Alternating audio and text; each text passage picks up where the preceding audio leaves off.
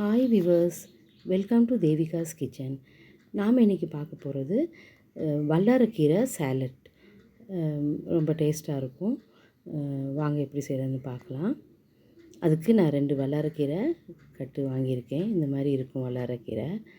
இது ரொம்ப ஞாபக சக்திக்கெல்லாம் சிறந்த கீரை, நிறைய மருத்துவ குணம் உள்ளது. இதில் பாருங்கள், இந்த மாதிரி வாங்கிக்கோங்க. நீங்கள் உங்களுக்கு மார்க்கெட்டில் கிடைக்கும் இந்த கீரை, பார்த்து வாங்கிக்கோங்க. வாங்கிட்டு இந்த கீரையை க்ளீன் பண்ணிவிட்டு நம்ம நல்லா அலசி எடுத்துக்கிறணும்.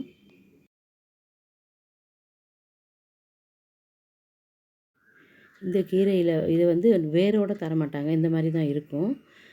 வேர் இல்லாமல் தான் இருக்கும். அதனால் க்ளீன் பண்ண ஈஸியாக இருக்கும். கிடைச்சா நீங்கள் வீட்லேயும் இதை நட்டு வச்சுக்கோங்க. அவ்வளவு ரொம்ப விட்டமின்ஸ் இருக்குது இந்த கீரையில். இந்த மாதிரி அவங்க இலையை தான் தருவாங்க, தண்டாக தரமாட்டாங்க.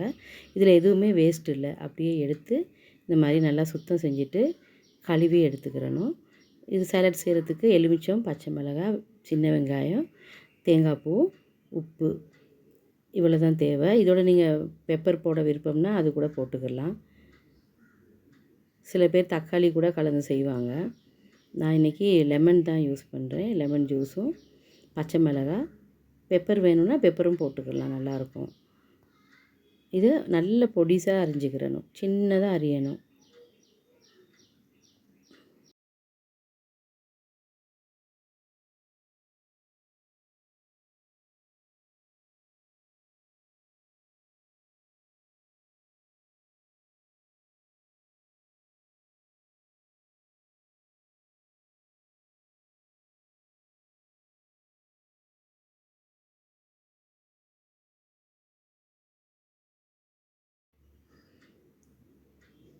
எவ்வளவு சின்னதாக அரிய முடியுமோ அந்த அளவுக்கு நீங்கள் அரிஞ்சிக்கோங்க. சின்னதாக இருந்தால் தான் நல்லாயிருக்கும். பெருசாக அரிஞ்சிங்கன்னா டேஸ்ட்டாக இருக்காது. இந்த மாதிரி சின்னதாக நைஸாக அரிஞ்சிக்கோங்க. வல்லாரக்கீரையில் நிறைய மருத்துவ குணம் இருக்குது.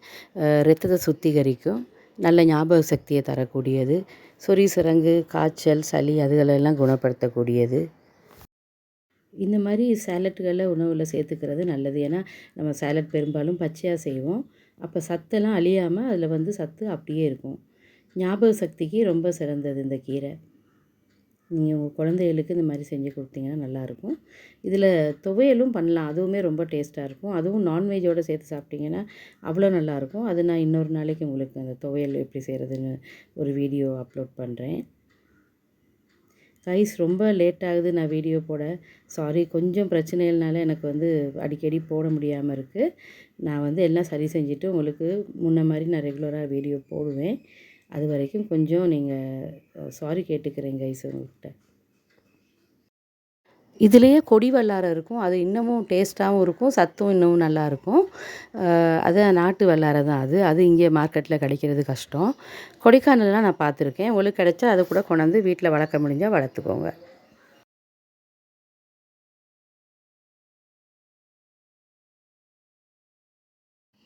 இந்த கீரையில் ஒரு நல்ல வாசனை கூட வரும் நீங்கள் பச்சையாக செய்யும்போது.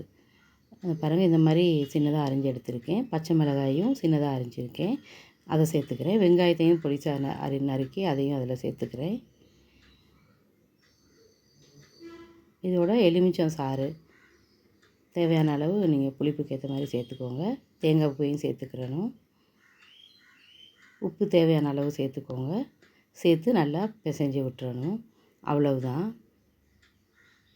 இதில் நீங்கள் பெப்பர் சேர்த்துக்கிற விருப்பம்னா பெப்பரும் சேர்த்துக்கலாம்.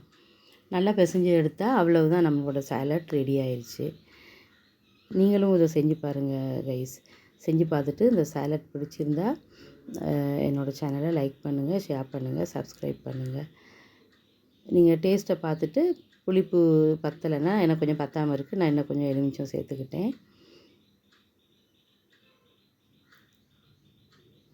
நம்மளோட வல்லாரக்கீரை சாலட் ரெடி ஆயிடுச்சு.